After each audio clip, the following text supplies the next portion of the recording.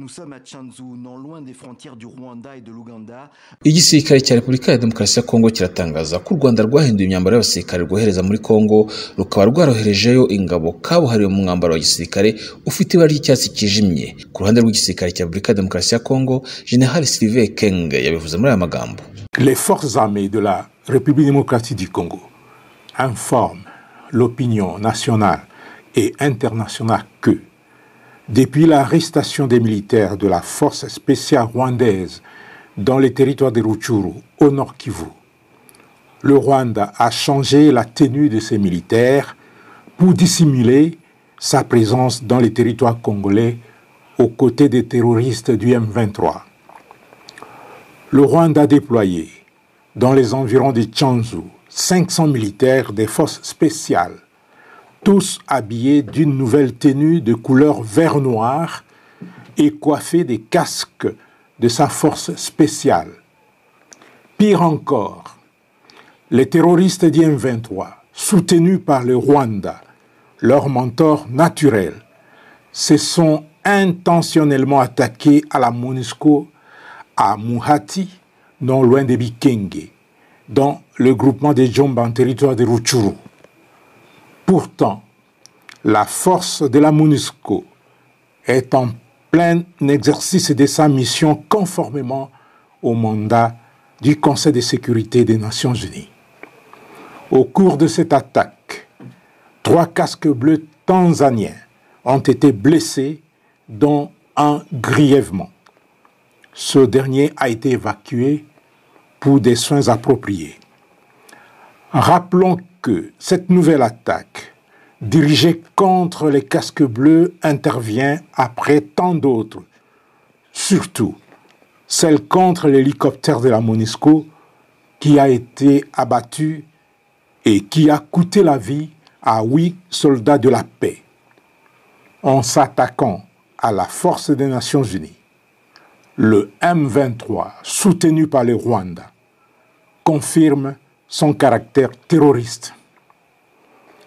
La population congolaise est appelée à la vigilance et à dénoncer la présence de toute personne porteuse d'armes et habillée en tenue vert noir.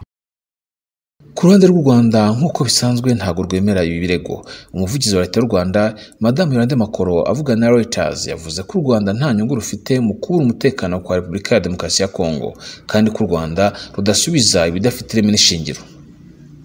Radio Ijwi ry'Amerika iratubwira byinshi kuri iyi nkuru.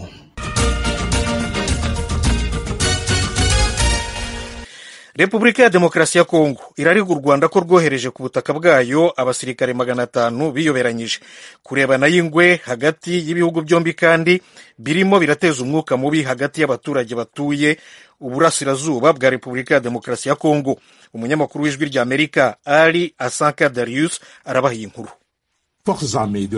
Ingabo z'igihugu ziramenyesha isi yose ko kuva igihe zafuze abasirikare babiri b'u Rwanda muri teritwari ya Rutshuru, u Rwanda rwahinduye imyenda z'abasirikare bayo mu buryo bwo gushaka tuneka bafasha inyeshyamba za M23 hafi ya Bikenge muri groupe Majomba.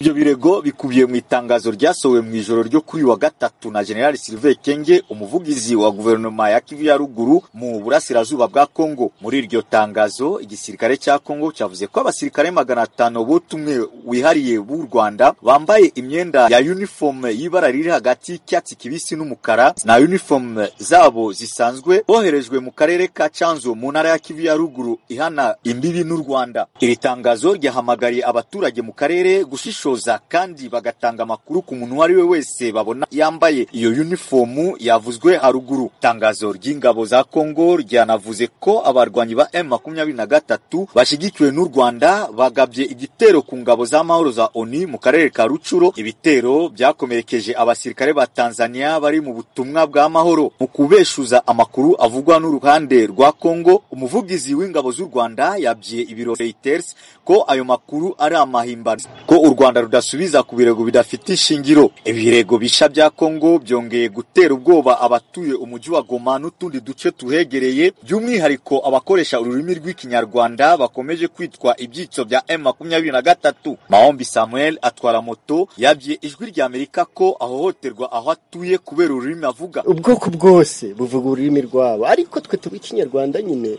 ubwo twe tuba dufite ibibazo rero kuko tuba dufashwe nk'abanyarwanda. Nico kibazo dufite, ahubwo icyo turi gusaba ni Uwiteka kuturwanirira nta kindi. Abayobozi nibo bakwiye kudufasha muri iki kibazo dufite, kawe twaruhisemo nane ururimi rwacu ndi twakongwa kuruvuga, twosaba abategetsi ahubwo bakatuvanirira amacakubiri bwoko nyine. Mu buryo bwo kwamagana ayo macakubiri no kwibasira igice kimwe cy'abaturage n'amakominota akomeye mu ntara ya Kivu ya ruguru agizwe n'abo moko y'Abandande, Abahunde, Abahutu n'Abatutsi, bagiranye inama n'abanyamakuru kuri wa kane bagaragaza igikwiye gukorwa kugira ngo amoko yose abane mu ituze no mu mahoro. David Karambi ahagarariye umuryango w'Abatutsi. Ndagira ngo mvuge yuko ubwicanyi mu burasirazuba bwa Kongo ntawe ubwishimiye. By'umwihariko rero twebwe nka communauté Tutsi twibasiwe n'ubwo bwicanyi. Iri epfo muri Sud Kivu aho mwumva muri Haut Plateau de Minembwe, bene wacu barabishe cyane, abandi barabasahuye amatungo. Tukaba rero dusaba yuko leta yafata iya mbere kugira ngo yite ku kibazo cy'umutekano. Icyo nabwira abavandimwe bacu bavuga ikinyarwanda by'umwihariko Abatutsi, nabasaba yuko birinda kwifatanya n'inyeshyamba ziza kubarekrita, tubane n'abandi moko neza mu mahoro nta rwikekwe. Ubutumwa bunini bw'aya moko yose bwari ubwo gusaba ubwiyunge n'ubwumvikane. Frank Kakule n'umwe mu bahagarariye urubyiruko rw'Abandande mu ntara ya Kivu ya ruguru. Nous n'avons qu'un seul pays et nous avons le même intérêt et le nta bihugu bibiri dufite inyungu dusangiye kandi nini muri izo nyungu ni amahoro.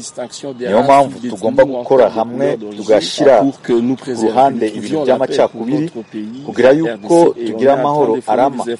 Nibyo twavuganye tukamenyeshana yuko ibi bihe hatari iby'imirwano ariko iby'ubwiyunge kumvikane n'amahoro mu burasirazuba bw'igihugu. Ntabwo ari ibihe byo kuvuga ngo runaka ni Umuhutu, uwundi ni Umundande, undi akaba Umututsi. Ibyo byose nta kamaro bifite. Twese turi Abanyekongo kandi tugomba gushyira ubwenge hamwe turebe ko twakemura iki kibazo. Nous sommes plutôt appelés à travailler dans l'unité, quelle que soit la communauté d'origine. Imirwano hagati y'ingabo za leta FRDC na M23 imaze hafi ibyumweru bibiri. Ali Asanka Darius, Ijwi ry'Amerika, Igoma.